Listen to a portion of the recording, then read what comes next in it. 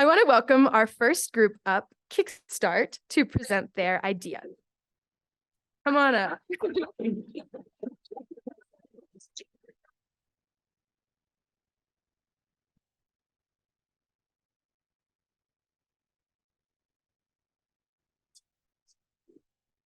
Hi, everyone. My name is Fabian Sandoval. I am a lead for Kickstart. My name is Anthony Perry. I'm a co-lead for Kickstart. And her voice has been out here a bit, so support her and give some general information about this project, and then we'll hand it over to her. She is the main point of contact for this, and she will kind of like wrap everything up, elaborate, and answer all of your questions, just so you know. So to give you some context, so Kickstart is a student organization at Mines that is dedicated to building a welcoming community, sharing information from different perspectives, backgrounds, and experiences. So Kickstart serves to elevate student voice across campus.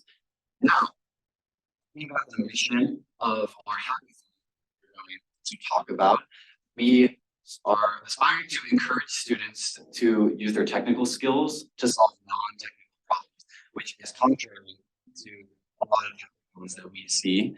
A lot of hackathons aspire to solve technical problems with technical ones.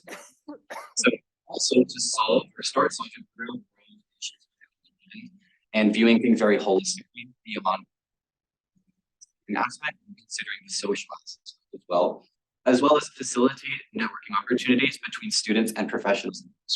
This is good for people making those connections, learning more about different careers within engineering, as well as just exploring things beyond very. If you aren't familiar with the concept of hackathons, it's a coding competition that lasts about all day, a 24-hour challenge, but with several different categories, with one overarching theme, excuse me. There are brain breaks, workshops, ways to connect with people, ways to integrate your current work with the work that you're trying to pursue out inside of the competition, as well as outside of it. And it is a really good way to build those real world solutions and problem solving skills into students' day-to-day life. This will be the third year that hackathon will be running at Mines. In 24 hours, split over multiple days. We're not going to expect people to Yeah, so we also want to touch on how this project is philanthropic as it aligns with, obviously, the Mines Philanthropy Tank. So we've made many hackathons. The value in what they do. However, their niche focus may limit the ability to tackle some issues surrounding social impact, which is what we're trying to do in this project. So it is now called Blaster Hacks, formerly known as the Hack to Help and the Tech Equity Hackathon. So the Blaster Hacks is due to the it will teach on different topics, including education, LGBTQIA+, healthcare, environment, as well as we will be having nonprofits that we will be coordinating with in the local area to speak on these issues during the opening ceremony. So they will have the chance to speak to certain issues that they have seen within their certain industries, as well as or what they feel a need for is solving for through like coding these types of hackathons. You might be asking what your money's going to exactly. Well, most of the money will be going towards the prizes for each of our individual categories. Prizes for the overall best project of the hackathon event, as well as the different prize levels being for experienced, beginner, and intermediate class levels for coding. This breakdown will be a total of 40 total different prizes that you can see in our graph over there. Next, we also want to mention specifically why there's a need for the funding going towards prizes. We think that it's really important to have opportunities for students to be motivated and engaged to come to this opportunity and putting their time, energy into seeing the social impact that they will create, but also having like, you know, free stuff, cool tech gadgets to increase student participation, as well as get people motivated to kind of see that trophy at the end of it. So Yeah, if we were to get funding for this would specifically go towards guaranteeing these cool prizes because the majority of the funding for this event is coming from sponsors. So because it's like donation heavy, it's not like something that we can absolutely like guarantee. However, this would be like a staple thing that we could secure for those like tech gadgets that we would give away at the end for the winners. Back to the bigger picture of the hackathon in general, or the blaster hack. Overall, it will be a good way for students who want to envelop themselves into the projects and pursue the, the underlying theme that is going to be the future of their careers. It will help fund and pursue and push them to work on these projects, as well as have a good look for the campus in general, having that livelihood and stake into computer science that Minds is looking for. Sweet. Well, that is our presentation. I'll hand it over to Hannah in case there's anything she wants to elaborate on. Otherwise, we can open it up for questions. Hi, nice to meet you all. Only thing I want to clarify is there are only 2 levels, so there will be 2 prizes given per track. The number gets so big because participants are encouraged to create teams of 4, and we want to have a prize for each participant. If there's more technical questions about how the budget will break down, I'm happy to go over it during the Q&A session. Thank you.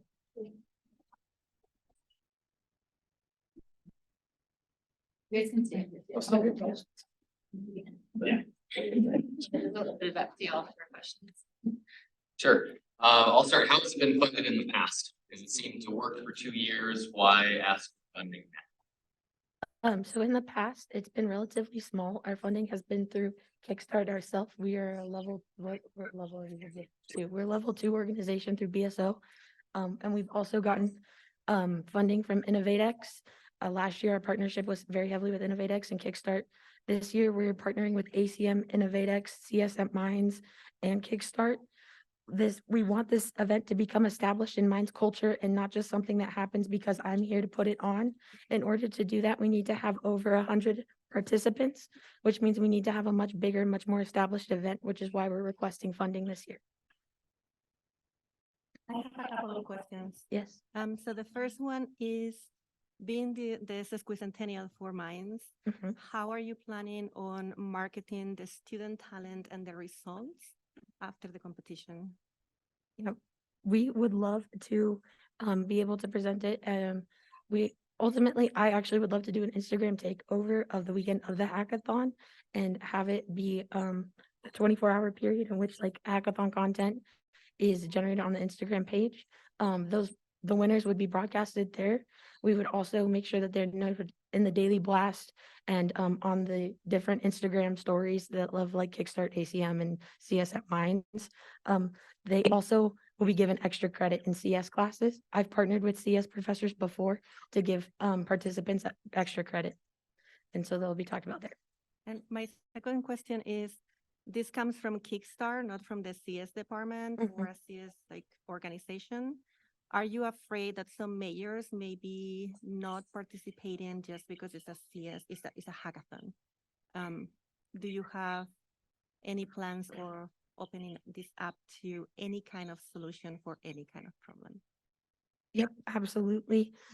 The beginner level is so that any major who has any slight experience with coding is more than welcome to participate. We encourage it. Minds has taught me that if there's one thing to solve a problem or one solution to a problem, it's crossing majors and collaborating across all of campus. I am familiar with CS, and because I'm currently spearheading it right now, it is very code heavy. I would love for it to branch out to become more material science and for that to become a part of the elements.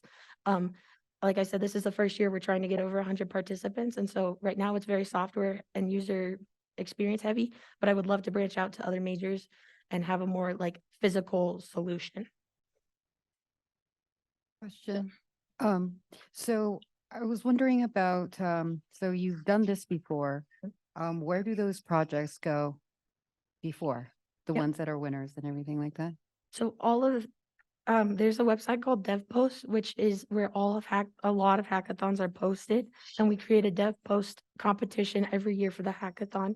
All of the projects actually, regardless of winning status, are posted on this DevPost, so that you can, uh, competitors and participants can refer back to it, put it on their LinkedIn, can put it on their resume, and have a place for people to reference it. I should have included that in the presentation. That was the oversight in my end, but it is on DevPost. That's like out in the world for people to see. Okay, and then second question I had was like, so you're saying that there's going to be people of knowledge of the problem that comes in the beginning and giving some type of presentation. Mhm. How much do you think that students will grasp, you know, the issues very closely just by, just listening to someone like that instead? Do they have enough research, and do you allow for that research during that time? Because it seems to me that it's a very short period of time and you're very concentrated, once again, with a technical solution, but you're Mhm. trying to solve a very complex social problem. Yes, this is not going to be an end-all be-all solution generating competition. This is to get a student's foot in the door with a potential solution so that they may work further with a nonprofit if they choose to, or have something that is the starting of a project. Sometimes people do create a minimally viable project and have something at the end of it. But that may not happen, which I'd like to recognize. Something that's special about Kickstart is that we are able to facilitate discussions and have a conversation and allow people to use their own personal experiences and listen to other people's personal experiences to get a better grasp on a situation or on a problem, such as the intersectioning identities in like education, LGBTQ plus, and healthcare.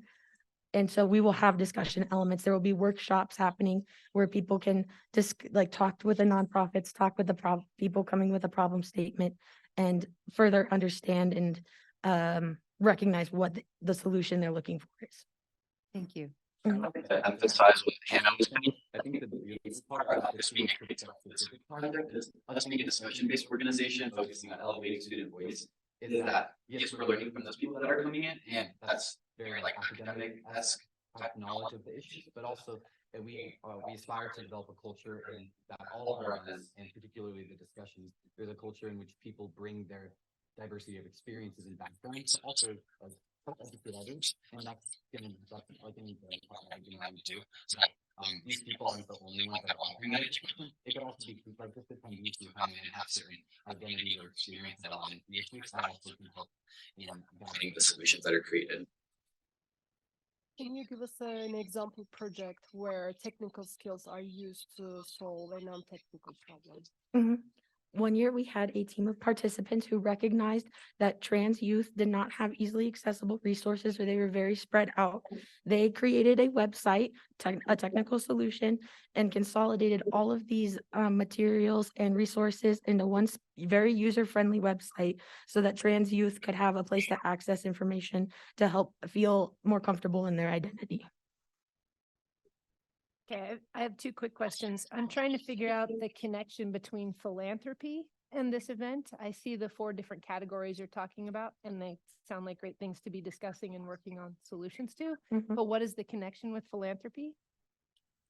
Students will be, you could say, donating their time and helping nonprofits come up with a solution, or start with the kernel of a solution. If we don't get a whole solution over the weekend, as I said, it's a starting place for these organizations to bring to someone who can maybe further it or continue to work with the student to create the final product. Okay, and then the other question is, so you're asking specifically this group for money for prizes. Will Mhm. this event happen either way, whether you get funded or not, or would it be as helpful to have a lower amount of funding, or what are you going to do if you don't get all this funding? We don't get all of the funding. We will just have to ask our sponsors, and we will not be able to rely on having the prizes, which is the biggest draw for participants. That's why I've requested for the prizes specifically. If there's something that college students love, it's free stuff, and especially free tech gadgets that they might not be able to afford on their own budget. And if we do not earn this funding tonight, we will attempt to figure out a way to make that happen. But it will definitely probably have to be a much smaller event and will not be as well established in the Minds culture. Thank you. All right, that's all the time we have for questions. Thank you. Thank you, Kickstart. Awesome. Our next organization is Minds Without Borders. Awesome. All right.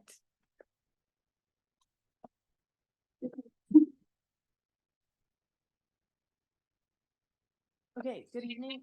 My name is Serena Lee-Jasinski, and I'm here representing Minds Without Borders tonight. So Minds Without Borders is a student organization on campus that partners with communities around the world to implement sustainable engineering solutions for needs like a lack of access to clean water or unreliable energy. And we do this by using frameworks from organizations like Engineers Without Borders or COPADA. A lot of people know Minds Without Borders for the work that we do in communities, but tonight I kind of want to focus more on our mission to foster global student leaders on the Minds campus that are dedicated to humanitarian engineering principles and practices. The challenge that we believe that the Minds campus is facing is that there's a lack of awareness for humanitarian engineering among a wide student body population. Fortunately, not all students can participate in the HE's programs, which means that this information is more consolidated in a niche and small population of the campus. I believe this is causing a deficit and a disservice to Minds students. Let's face it, engineering is not purely technical. Engineering doesn't happen in a bubble, and it's instead inherently social technical, and that's what companies are asking for. They're asking for social technical engineers. And that's what communities are asking for too, whether the community you're working with is in Nicaragua or it's the local community of Denver. We need social technical engineers to be solving our world's problems. So some food for thought, but if social technical engineers are the future, and Minds' mission is to create a more prosperous future, why aren't more students involved in humanitarian engineering? Why aren't more students talking about this?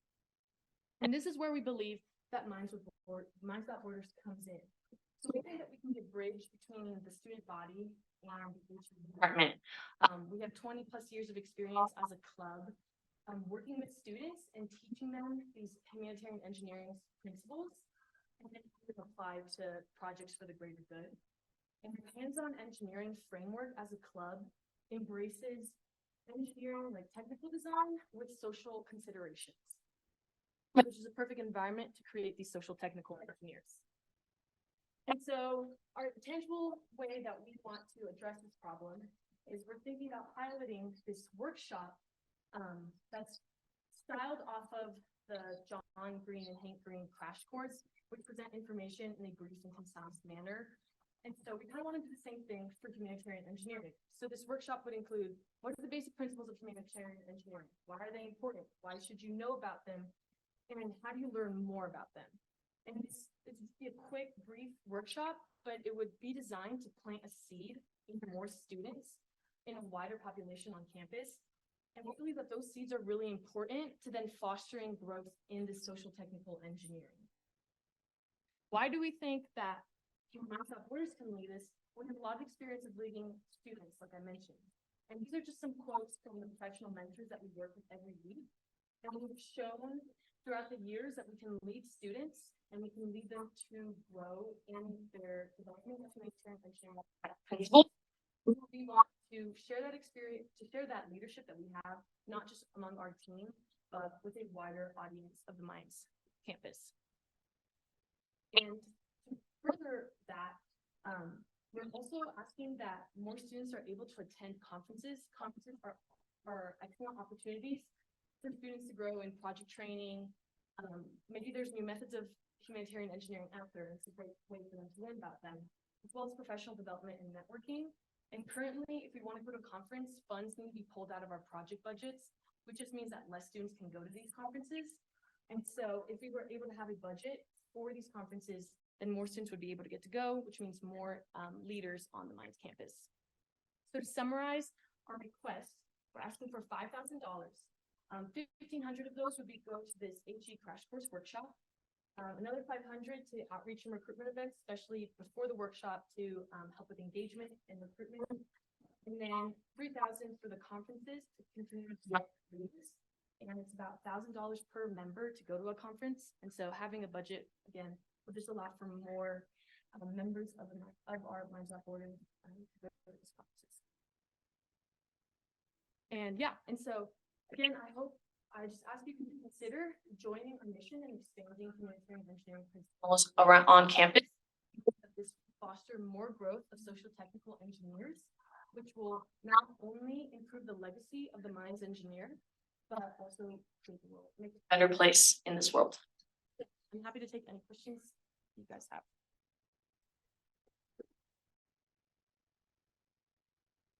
I have some questions about the funding. Yeah. So you mentioned that you have to pull funding from your projects, but Minds Without Borders traditionally has rollover from year to year. Right. And also can use allocations to pay for the conferences for half of the conference and registration. So since you are having this amount of money that the organization rolls over from year to year, why do you need this extra? So, when it comes about like the project budget, like we do the rollover, we kind of split that money that we get from RSO as well as money that we have in the foundation that we fundraised into the needs of the projects. And so depending on the project need, if you have a very high budget, the club is more flexible in giving, I guess, like giving the team the funding that they need, because we have three like very expensive. These projects are very expensive, and so like even though we do have that rollover, the money isn't like there isn't that much money to go towards things like conferences. A lot like most of that traveling money from the RSO, since it is a specific amount that we can use, that it's prioritized for traveling to the communities when we do trips like implementing. We need to prioritize those RSO funds for traveling, since our first commitment is to those communities. And so money from the Philanthropy Tank would help create like a separate budget that doesn't necessarily need to prioritize that traveling to communities, but can prioritize more student development in conferences. And are you considering partnering with like Hike for Help or any other organizations at Minds? Yeah. Maybe pursuing the same like end Yeah. goal. So there's definitely other student organizations at Minds that also are embedded in principles of humanitarian engineering. And so the goal of this workshop would be to access as large of an audience as we can. And so partnering with more student organizations would just only be, I think, would only make the impact greater. And so that's definitely something that we can consider. But even like Green Team is, has humanitarian engineering aspects to it, like for help, like you mentioned. So yeah. How many workshops are you planning to do on a yearly basis, and how are you planning to increase the reach out? Yeah. So, like I said, right now we just want to pilot it. And so this would probably, if we were to receive funding for this, we would try to have this happen in the following fall. And then seeing how successful that is, the year would be at least once a year if we can grow it big enough and also grow our team big enough, maybe twice a year, like once per semester. And then for engagement, I think to start with, we really want to focus on, I think the easiest student groups to pull from are groups in like honor societies, because they already have this dedication to creating like a more holistic engineer. And so we can work with professors in honor societies like Harvey and Vanguard and Brandy to maybe offering extra credit or in lieu of an assignment or maybe in lieu of a class, because there's already this commitment to creating more holistic engineers. And then from there, once we kind of have those students to get started, hopefully that would push things like that would like, I guess, invite more students to join in. And kind of based on the pilot, how successful that it is. But that's how we would start with engagement. And last week, we were invited by a nature and human values professor to do a presentation for their class. We received really good feedback from the professor of what Minds Not Borders does and like what we teach our students or like our members in our club. And we also received a lot of interest from the students in that class of how can they join or how can they learn more. So we know that there's an interest out there. We just need to make sure that we're accessing the right groups and promoting this. Can you say something about how many students you expect this workshop to impact? First for the pilot and then ultimately moving forward year to year? So I think it'd be a good goal to get about 50 students for this first pilot. I think that would, because right now Minds Without Borders has around 50 students that show up every week. And so that would just double the impact that we already have. And so if we could get 50 students for this pilot, I think that would be a big success. And then moving forward, if it's were to become a yearly or a semesterly event, expanding that to maybe 100, 150 students. And the more students, the better. Like I said, social technical engineering is so critical in what we need. And so the more students that we can impact, the better that is. But we also want to make sure that it's an engaging workshop. So we don't want it to get so big that then it feels more just like a lecture of us talking. We want like groups, we want activities. And so if anything, if it does get so popular, it would just be, okay, that just needs to happen more frequently than getting it to be too big. Okay, then not to take too long, but just briefly, what would the workshop look like? 1 day, 2 hours, 2 days? In like students don't have that much time. So probably just 2 hours, 2 hours-ish. And we will start off with just starting off with like I said, it would be led by Minds Without Borders experiences or other student organizations that do a lot of humanitarian engineering. And how have maybe, like we would start off with how have we used these humanitarian engineering practices in our day-to-day life in this club? And then we would invite speakers either from faculty or professional engineers in the area to then further develop on those ideas that the students presented. But an example could be like, I use a lot of cross-cultural communication in the work that I do for Minds Without Borders. And so I can give a story of how I've used cross-cultural communication in the work that I've done with the community I'm working with. And then we would invite a faculty member or a professional engineer to lead a workshop and an activity on that cross-cultural communication. And maybe we would do 1 or 2 or 3 skills like that. So that's the kind of idea we have for the agenda of the workshop. So Just one more question. sure. Thank you. So this is an opinion. I think you're missing the mark because you already told us that when you were invited to a class that you had what you are hoping to do with this other thing. So you said, hey, I'm going to create this other thing that has this goal, but I've already gone to this class that already gave me the goal that I want.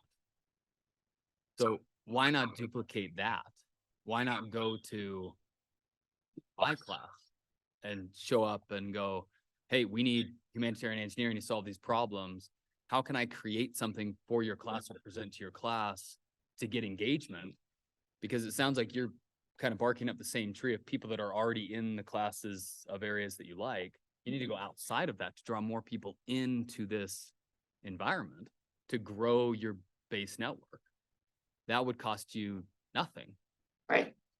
Yeah. I appreciate your opinion. I think that's a helpful insight.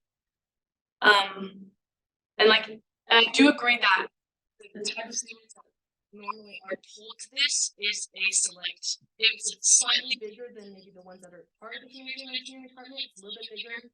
And so that's probably the students that would first be initially pulled to this workshop. And so there is that challenge of how do we get to students that don't traditionally maybe engage with humanitarian engineering. In Minds Without Borders, that differs from the humanitarian engineering department because we have a lot of members that aren't traditional majors at this. And so we can also use that our members and the majors that they're in to pull certain students into this workshop or to be invited into their classes. We probably have a major from we probably have a member from every single major. And so taking advantage of that and using that, especially with our recruitment and our engagement, I think would help, like you said, get to that audience that's not receiving this, because it is right now just a select audience. Yeah. Thank you. That's all the time we have for questions for Minds Without Borders. Thank you so much. Our next presenters are Project E. There we go.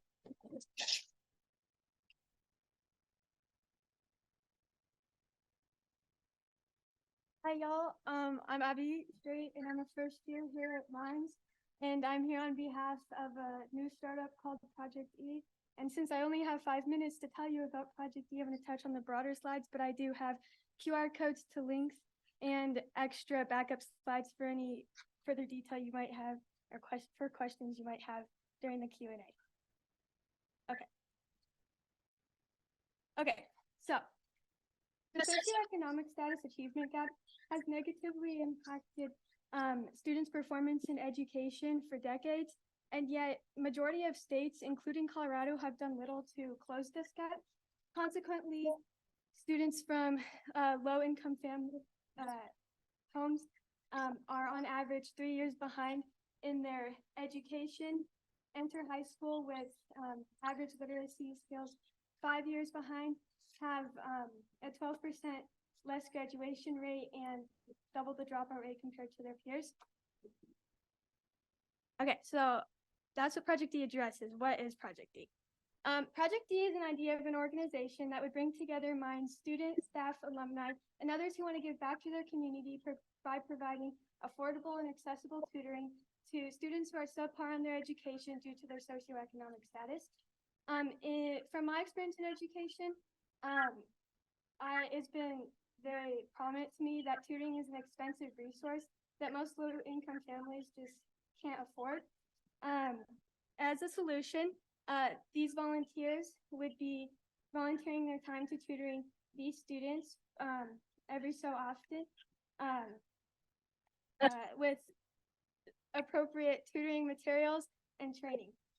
With this community, Project D can be made, sorry, I'm a little nervous. With this community, Project D can be made a reality, and these students can be provided the equity they need for the equal opportunities they deserve.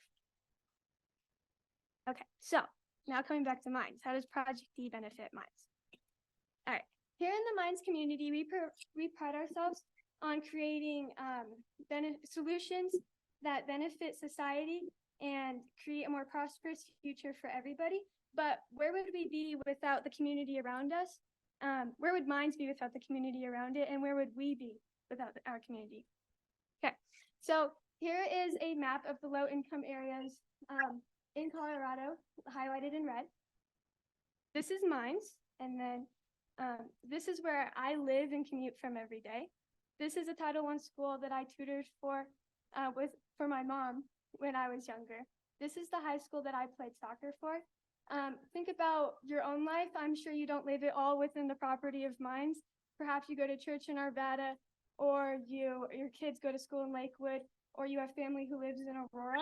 I could give you many more examples, but I think you get my point. Mines is not an isolated community. This is our community, and the more we benefit it, the more we're improving Mines. Okay, so as a startup, where is Project D as of right now? Currently, we're in the stakeholder engagement stage, which includes professionals from education, but also includes those interested in hearing more information about Project D. And then in 6 months, I hope to see Project D as a finalized club on campus. And then in a year, I hope to see members from Project E starting to tutor at these Title I schools. Okay, so Project E is asking for you to fund 4 stages. So the beginning stage would fund include materials and incentives to promote exposure of Project E. The middle stage would include incentives and like food catering, and then guest speakers for the meetings for the members and those interested in Project E. And then the continuation stage would fund these tutoring bins that tutors would need for tutoring the students. And then there's more about what would be in the tutoring bins in that QR code. And then the extra stage would fund an iPad for each tutoring bin that would allow us to use online tutoring resources. Yes, and so Project D is asking for an initial amount of funding for $4,250, and then an additional $2,500, which would bring total funding cost to $6,750. And then I'm Abby, this is Project E, and then this is a code for my citations, and then also my contact information. Yeah.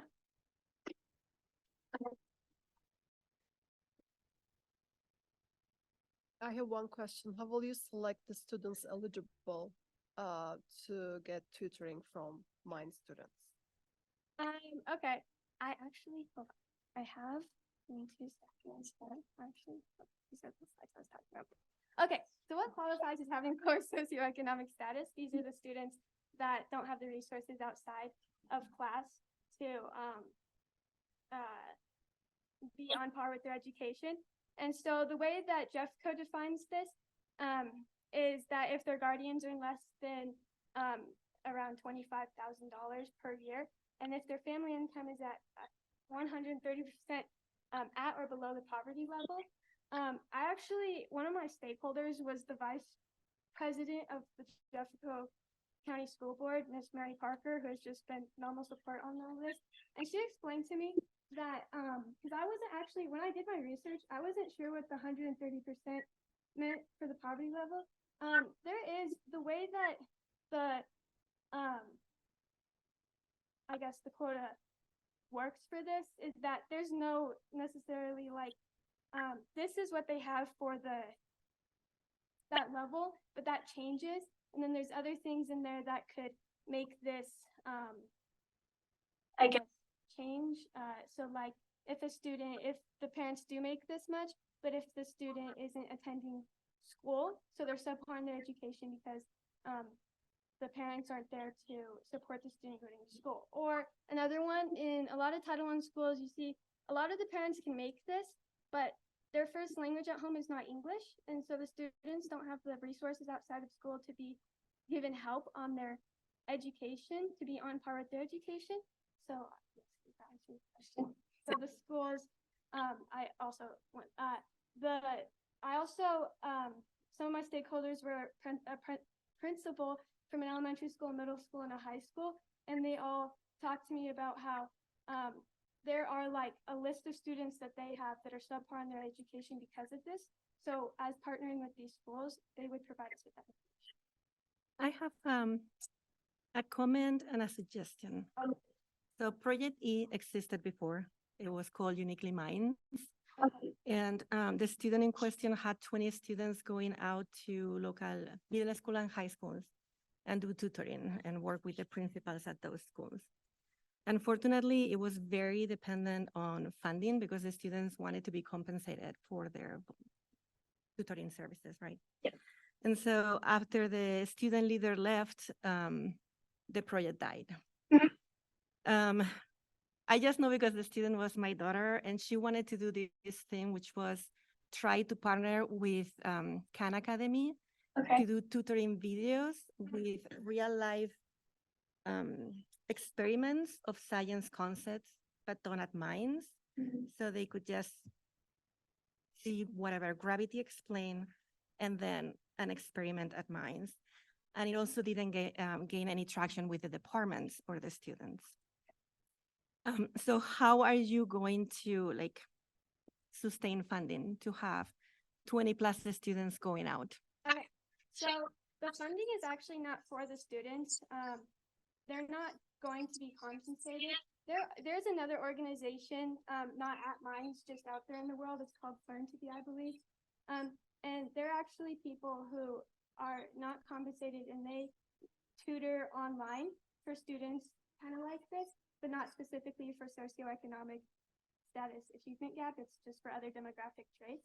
I'm hoping that based on the people in this room, I've also sent out a form with all this information and gotten interest back that there are people who want to be philanthropists, I guess, and help by creating these opportunities for these students and allowing for this to happen. I believe that is a thing that people want to happen. So the funding would not be to compensate people. And also, I believe this is something that would go beyond my years at Mines. And also this is something that I'm really passionate about from just what I've seen and experienced in my life. And so I believe there are other people out there who are also passionate about changing this and giving the students the equity they need for their equal opportunities they deserve. So we have time for one more question. Just want to piggyback on that question just a little bit. I wanted to first of all commend you for, doing this, obviously. I see you are on your own on this. You said you have a following of sorts, maybe other people that are interested, yeah? Okay. Also too, I think this is just a comment. We have a director or assistant director for K-12 outreach now. Her name is Liz Cox. And so I wonder if you can maybe have some type of partnerships with them to maybe further your efforts and in terms of sustainability, like what Begonia was saying. So it's not put on to just student, right? So. Let me, no, that's the wrong one. Hold on. Okay, so that's a great segue into my stakeholders.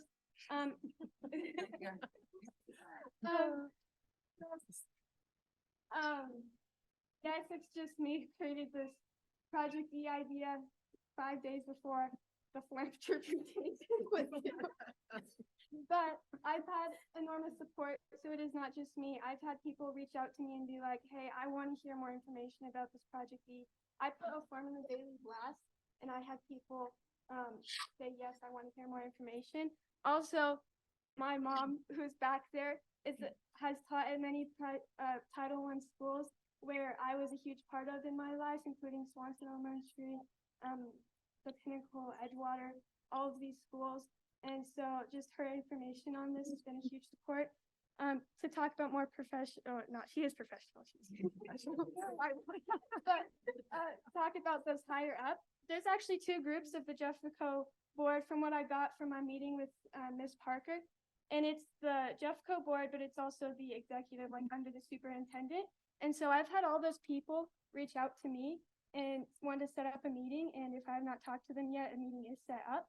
And so those include Miss Mary Parker, Vice President of the school board, Kristen Ennie, who's the principal of Swanson Elementary, where hopefully the pilot school would be for this project. And then Tamsin Stokes for Moore Middle School. These are all Title I schools. Caroline Frazee for high school. Drew is my comp sci person who said he would be my club requirement. And then also Renee, who is the Chief Academic Officer of Jeffco Public Schools, Ashlyn Mayer, who falls below her, Karen Buo, who also falls in that strategic initiatives for Jeffco Public Schools, Lissa Relu, I don't know how to say that last name, who's the Chief of Staff of Jeffco Public Schools, have all reached out to me in support for this project. So thank you. I just want to know if we have a golden buzzer. We do not, but that's a different reality to you. So. Okay. Well done. Good job.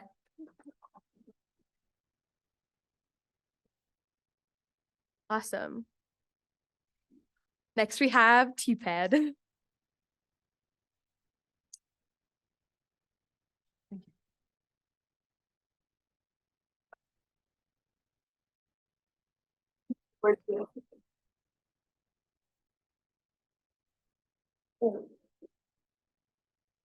Hello, everybody.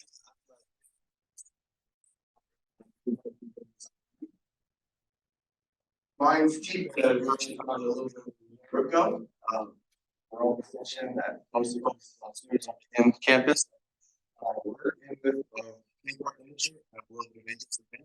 but our motto is design passion from the game on it is for you. My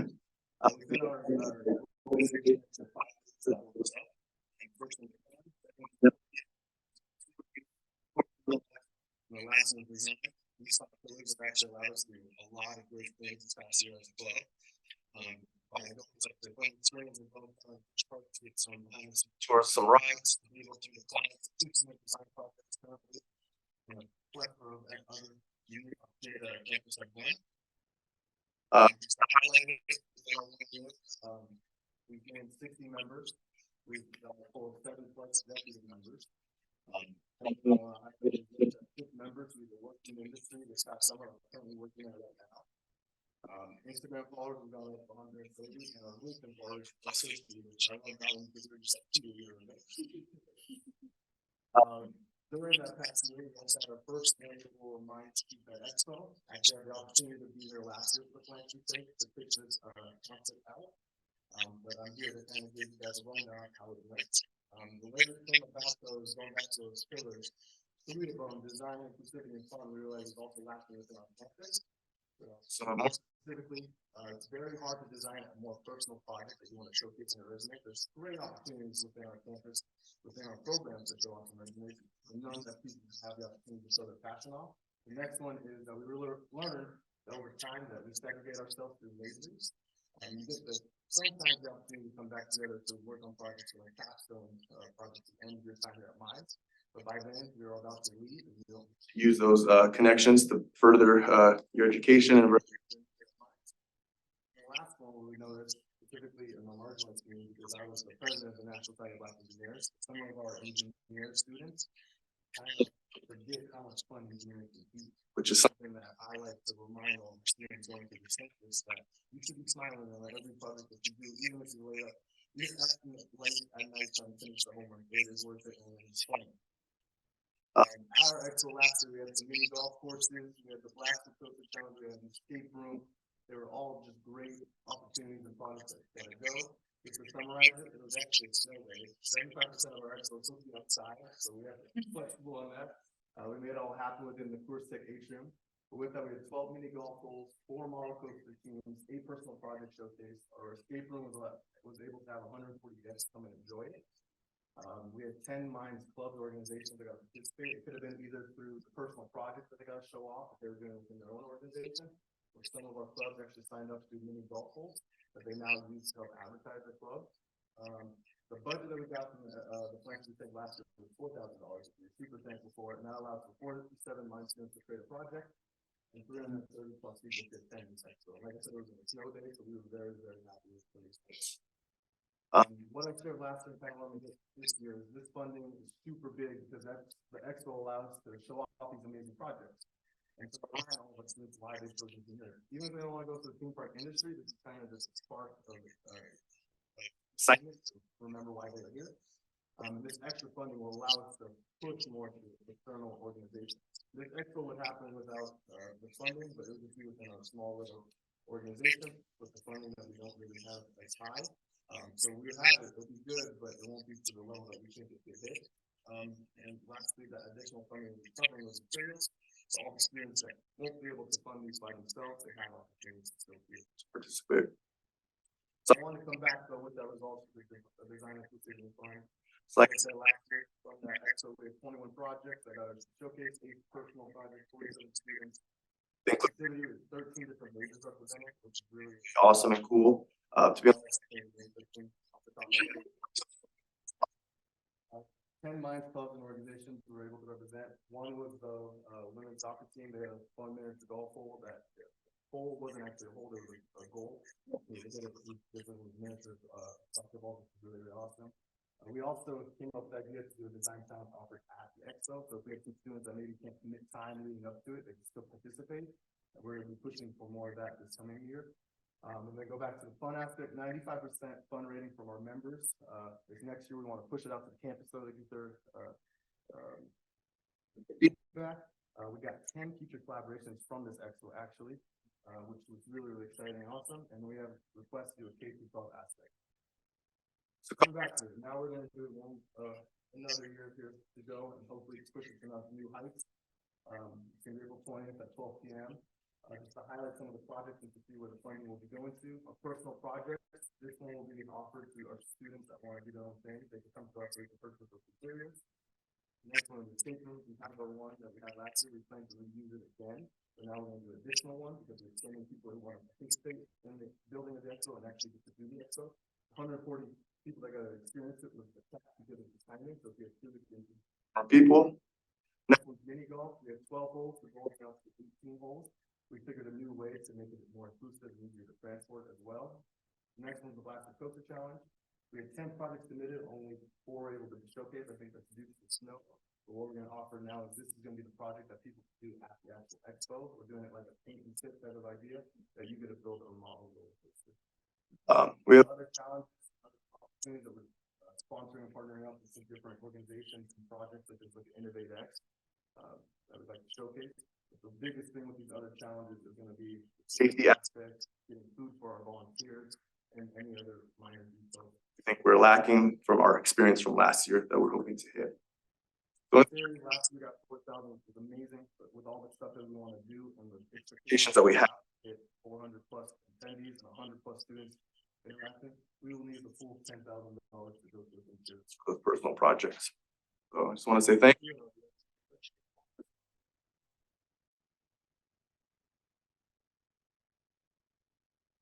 Slides.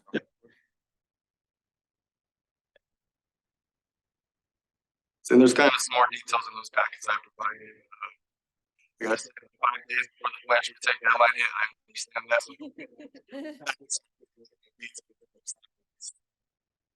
So did you reach out, so you have 10 plus vendor sponsors, companies from the industry? You specifically asked them for funding? Yes, asking the fund, asking the fund at the top, and going back to those 5 pillars and networking and knowledge. We're mostly getting down with those aspects. So we have actually additional challenges that we talked about. We're hoping that they could get sponsored. The ones that I brought today were mostly focused on the full campus itself. Like I said, the challenges of this expo will happen without the support. I know it won't be able to contribute to the campus that we hope it could. And going back to also these vendors, sponsored thing for change competition, we're doing working with the Innovate X and the Event Center with the steps that we have to provide them. They're asking for us to use those things to push that to a new level. That challenge is actually becoming a national competition that we're super excited for. So that's where the fear is, if we get those vendors, we're gonna focus there. At the same time, I don't want to rely on external sources, just in case. I've seen Tippett this past year. First of all, kudos. Amazing the growth of the organization and what you guys have accomplished.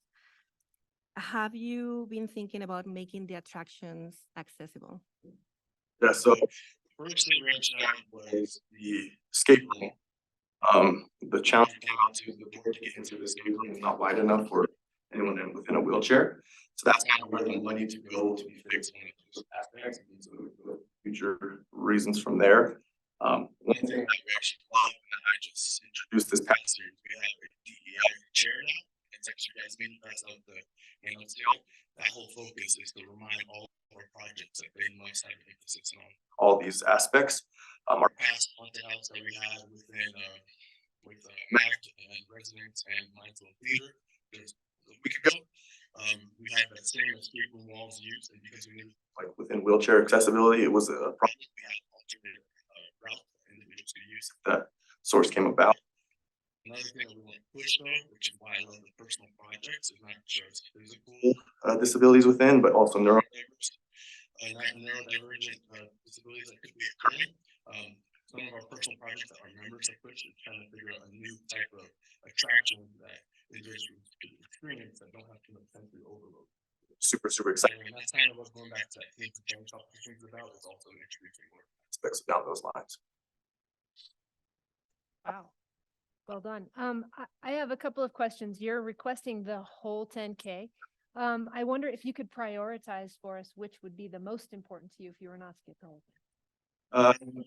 First one would definitely be the mini golf courses, due to the fact that it would impact so many different organizations here on campus. That would be number one. The second one would be the escape room. Simply it's portable, and we could set it up in different locations. We won't be using it just for the first day. We'll be using it for different aspects. Also, with those 2 challenges, to help us with our marketing, we're actually launching those projects at days within Carnival. We got showcase those, so not only would it show off the bigger range of audience, also help our project teams get some technique under the belt before it actually hits the expo. So those would be the first 2 large ones, because I know the personal projects, those projects to be showcased even if they're not complete.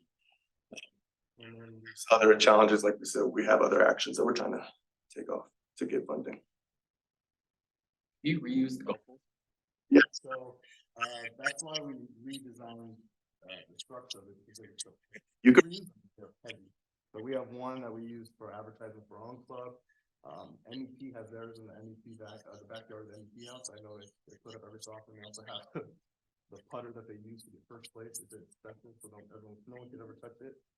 The football team, we still have ours, which is really cool because I get to see it all the time. I didn't get to build that hole. I told my teammates to do it, and they bring it out every so often. It's at one of I believe. So they're used. I just know that there was 3 groups that wish they could have, but they couldn't because of the weight. So instead of using plywood and 2x4s, we're actually going to do pink foam.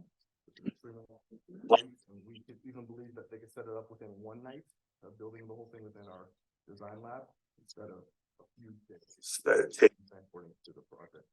To the project. Okay. The reason I question that is there's Minds events all over the time, and if you could charge people, hey, we'll set up our golf course for $50, like we could start funding some of this through, charging other student groups to use what you're creating. Another problem that we've come about is, I bet you everyone that has experience, storage is not that great here on campus as well. So within ourselves, we wanted to hold these to use all these holes. It's just impossible. So that's why we make sure that we store it maybe at their own house, at their own location. Yeah, to that end as well, do you have a rough idea of the percentage of what you're requesting here is reusable? So it's one-time funding for long-time use. The mini golf hole is fully reusable. The skate room walls are fully reusable. Like I said, we have to do it for haunted house different purposes. The mall coaster that is individual. I know we will be using within our pre-K event as well. It will be prized to give out. People at the actual expo like, oh, I don't want to take it home. We're like, we'll use it so that our members that will be working with Jasmine within our pre-K event, they can take it home with them. They can do the actual problem. So, Theme for Change one, that one's more of a visual, blue sky creation concept. And on the sponsorship, we get the better determine that. The 3D printed challenge is fully reusable. It's gonna be more smaller scale. So truthfully, I would say at about 80% because I don't want to hit 100 because things could happen every so often. But with the For one more question. Yeah, and I'm going to be the Simon. So here's the thing.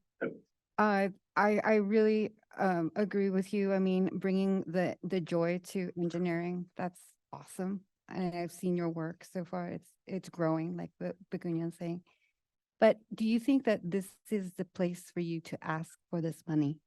This is a philanthropy tank after all. So can you maybe highlight specifically how is the connection? The philanthropy action is time, treasure, talent. It's what people will be giving.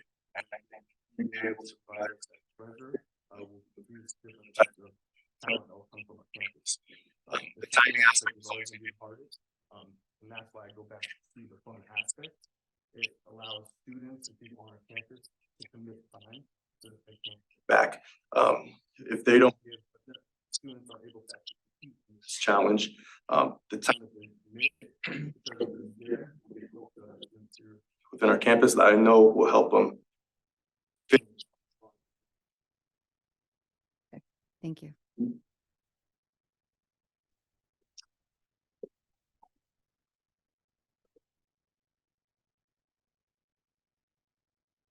Our next group is Connect. So come on.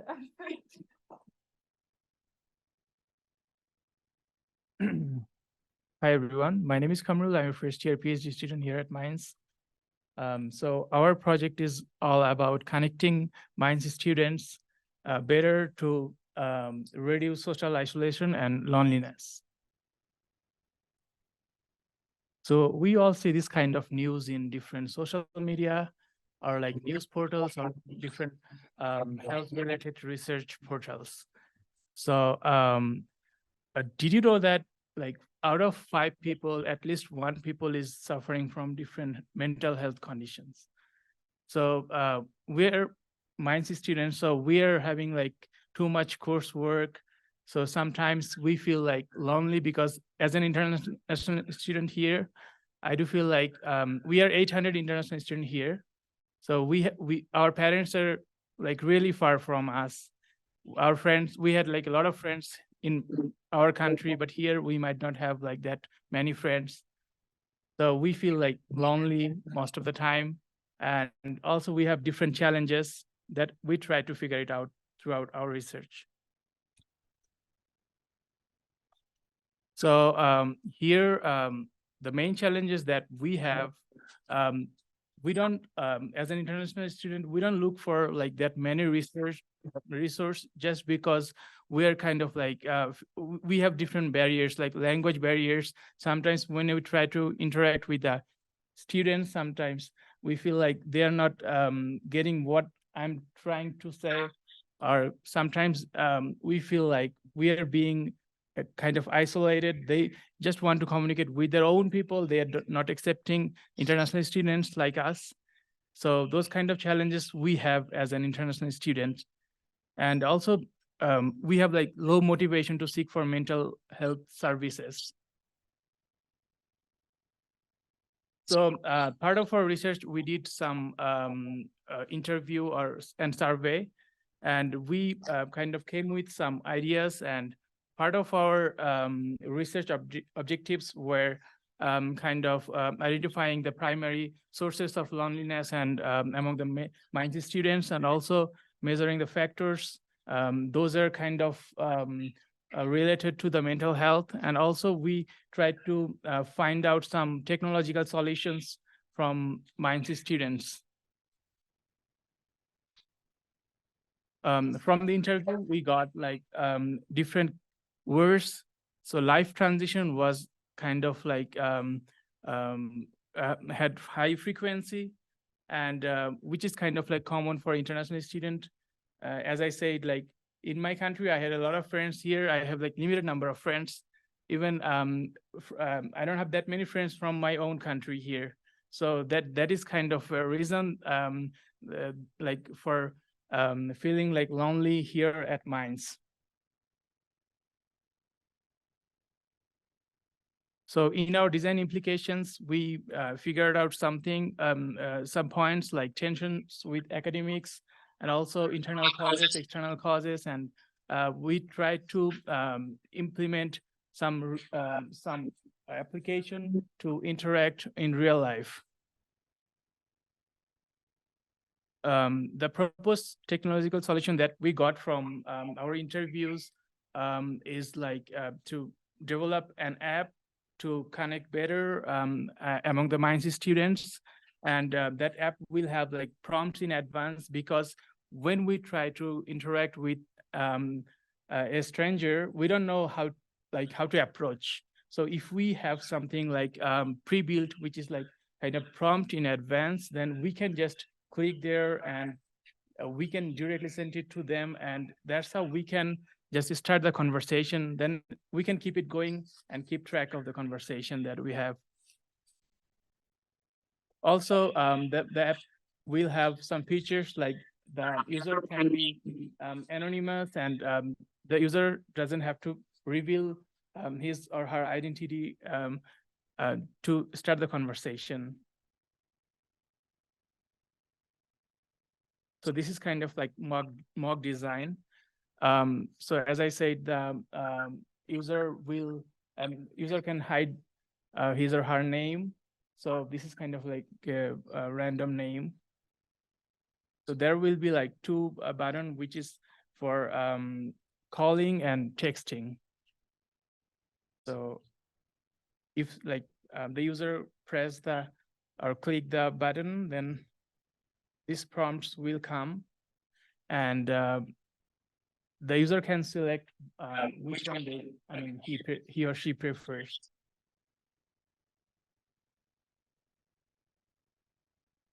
And then after that, like they can start the conversation and keep it going, and they can keep track of their experience with a positive or negative button. If it is like, if the conversation goes well, then they can press the positive button, and if the conversation goes wrong, then they can press the negative button. That's how they can figure out like how they can be more social and connect with what kind of people to feel more social and like more motivated. So our upcoming plans are like building an MVP, which is minimal viable product, and conducting user testing, which is kind of our next plan. And also we're planning to write a paper to submit SDC, Kai SDC competition. And also we are kind of iterating the whole project and trying to build something human-centric. And like if we get funded, then we can come up with the formal design and a specification, and we can like scale up the app. So this is kind of our total required support for the whole app and everything that we need for the project. So the app development will take like 7,500. That came from some of the research from outsourcing platforms like Fiverr and Upwork, and the server and Play Store or App Store cost will be like 500, and we have a plan to maintain it to in order to like support it long term, because if we develop something, we might need to maintain it, because every year operating system comes with some kind of update. So last $2,000 that will cover about 100 hours of maintenance work. So we can hire an undergrad or graduate RA for that. So to make the project sustainable, we have some plan, which is like, as I said, the maintenance thing. And the second thing is we can involve Minds IT and Minds International Office just to manage that project. And also we can hire graduate assistant or research assistant for the project. Yeah, that's all I have. Thank you so much.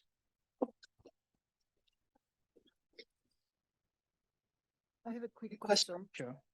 Did you talk with Minds IT or Minds International Office? No, I haven't. No. Okay.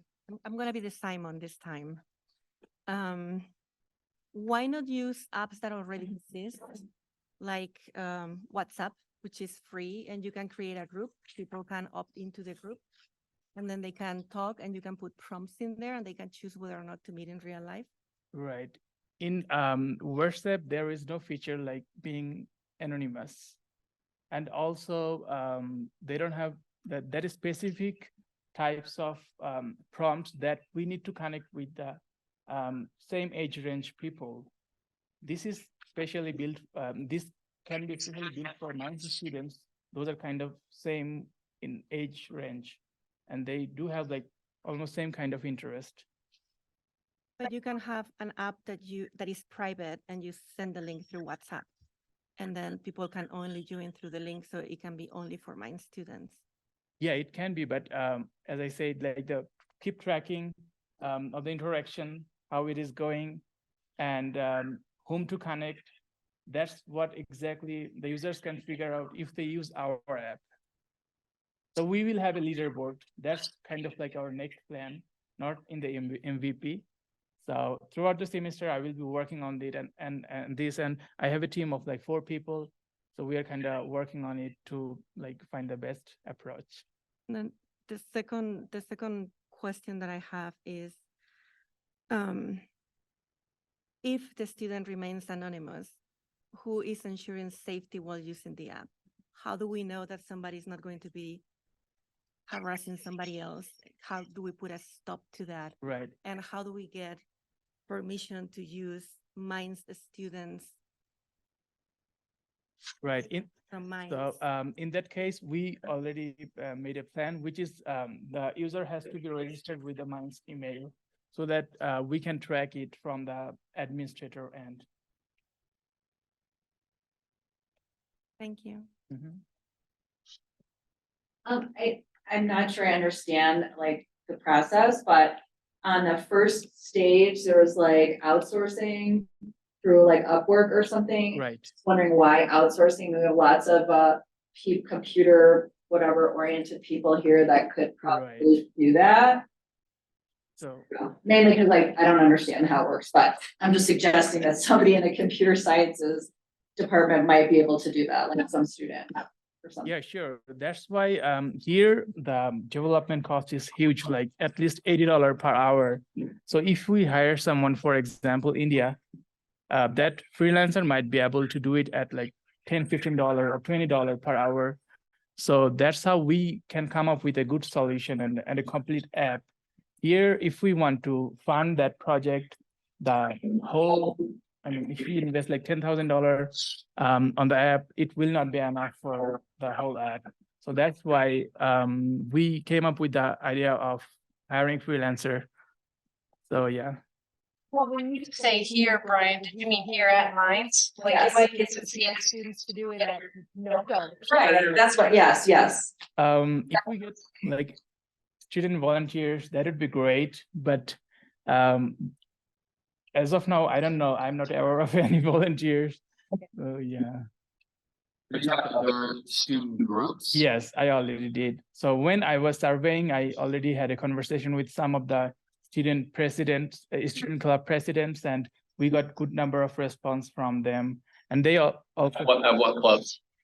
For example, Iranian student club, Muslim student clubs, and African student clubs, Indian student clubs, those kind of clubs. Those are like registered at Mines. So I had a conversation with them and they helped us to interview international students because they're more like probable set of people. Those are kind of close to mental health issues. So Problem. Then yeah, the changes I mentioned.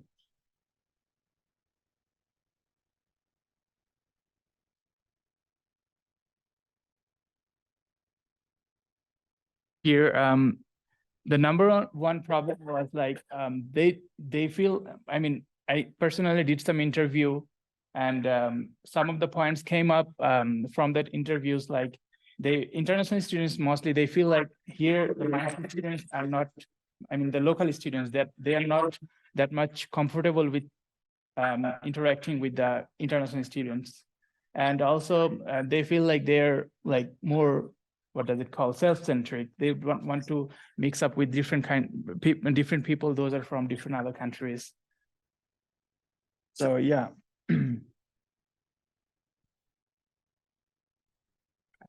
I understand there will be prompting questions to initiate the conversations from anonymous users. Right. How will the software will support the Mind students for their loneliness and social withdrawal in the rest of the process? Like, let's say, like I'm trying to picture it. They initiated the conversation. Right. Like, what's happening after that? So here at Mines, what exactly happens for international students? They come to class, they are doing class with all local students or like international, some of the international students. After the class, they all leave, they don't talk to each other. So they feel like lonely and isolated. So if they can start the conversation and they can kind of keep it going in that way, they can like later they can meet or they can talk and they can like come up with an idea of like going somewhere and like coming out of the lonely situation. So it's like kind of meeting people. The platform will help to meet people in person in future. Yeah. Any more questions from the judges? Are there any questions online? I'm just curious. Any questions on Zoom? Okay, so how did you say that then it's going to help with the personal connection? So we interviewed 6 students here at Mines. Those are international students. So we asked how many friends are enough to lead a like healthy life. So they advised that like 2 or 3. So if we can connect like at least 2 or 3 friends here at Mines through the app, then we can say like we are kind of successful to help them with the project. I understand. Thank you. But you're talking about connecting international students to international students? in the It's States? not, we have 800 international students. It will not help only international students. It will help local students as well, because some of them are not from here. They may be, they're coming from like other states, like from Illinois. So they're far from their family. So if we start with the international students, because they're like more vulnerable, that's why we can start with them, and later we can expand. And I'm sure like if we start, then we will get some local students here at Mines as well. Yeah, no, I understand that, but I guess my question is, how is this different from joining IRASA or MASU and getting into their Discord? It's kind of since like this app is tracking the like conversation, and also this app has the graphs and leaderboard things that we will be building later, just to keep track of the interaction, like whether it is going good or bad. So that's how we are kind of like differentiate our system or project. So I kind of like did some research, and I didn't find any app that can provide the features that we are offering. So yeah. Awesome. Thank you all so much.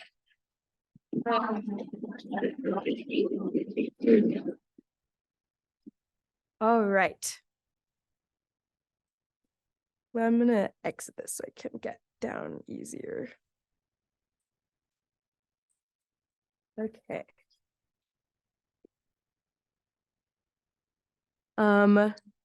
You can ignore this for a second. We are going to now invite each group back up to if they would like to share their 1 minute closing statement. Should I just go through the groups? Yeah, if you guys all want to go back up there, and we'll go in order of what you presented. So Kickstart, borders. Awesome. Maddie will prompt you. Yeah. Okay. So first up, we're gonna have Kickstart with their 1 minute statement. And will you time them? Okay. So just keep an eye there for your 1 minute. Kickstart. Sorry, my voice kind of died. So one last closing statement from Kickstart is, for me, I'm a first-year environmental student, and as soon as I heard about hackathon being a thing, I became heavily invested in it. And I think me being not even close to the comp sci sphere at all, it was kind of a cool thing that I can kind of jump into this and see some outcome with, making connections with people that are already in the sphere of comp sci and already in the environment that is what hackathon is trying to achieve. This year, the main goal for Hackathon is to establish Minds as a school that takes student passion, takes student knowledge, and creates actual change within the local community and eventually into the greater community and at a national level. This year, we're starting at our state level, and that's why we're going to bring in our nonprofits to make sure that our students' projects are ones that do create change in the Denver metro area. Thank you. Thank you, Kickstart. Minds Without Borders. Okay, I just want to thank you all for your time again tonight, and to address that final question, because I had a little bit of time to simmer on it. But to clarify, when we went to that NHV class, we presented on the projects that we're doing, and we not on humanitarian engineering. And the point of our initiative is to expose students to that education in humanitarian engineering.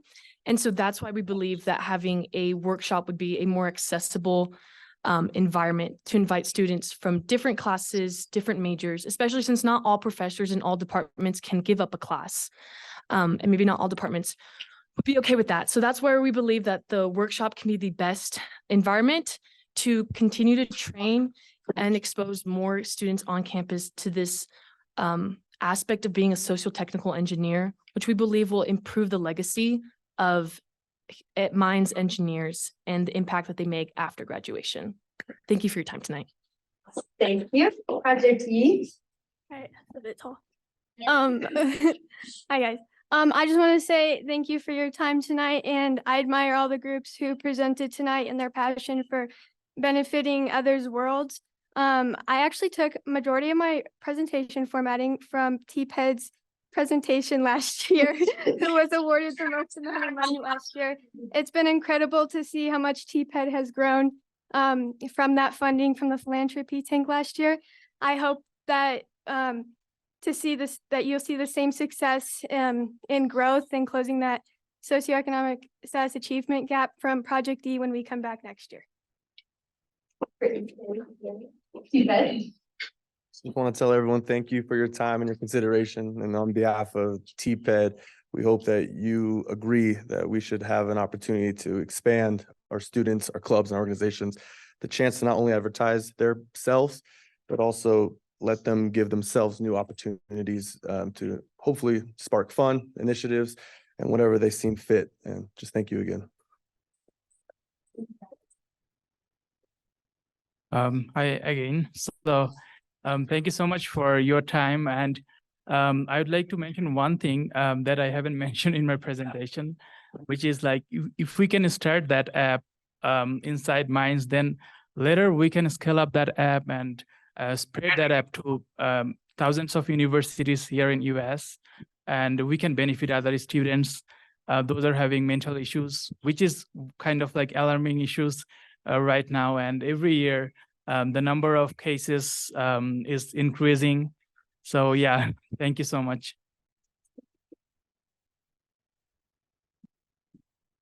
Great job, everyone. All right. So in our closing, I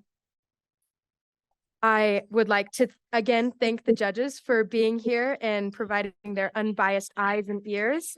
Thank you to our panelists for your entrepreneurial philanthropic spirits. Your ideas are all very creative and inspiring, and I'm excited to see what comes from them. To the Minds community, now is your chance to vote for your favorite project. Oh, one moment. There we go. So in addition to the judges' collective scores and feedback, we'll be taking into consideration the community votes. Voting will close on November 12th. So make sure that you go to weare.minds.edu/tank, share this link with your clubs, with your peers, and your friends and family, and allow them to vote for your project. And winners will be announced next week on this website. So thank you all for your time. We appreciate you coming. Have a great night. And thank you to Maddie, our MC. And if you tell your friends and family at that link, you'll scroll down and it will say get involved. It's a little accordion drop down. You click on the carrot and then the vote button will pop up. So just let them know it's not going to be right at the top of the page. Scroll down, get involved, vote. Thank you guys.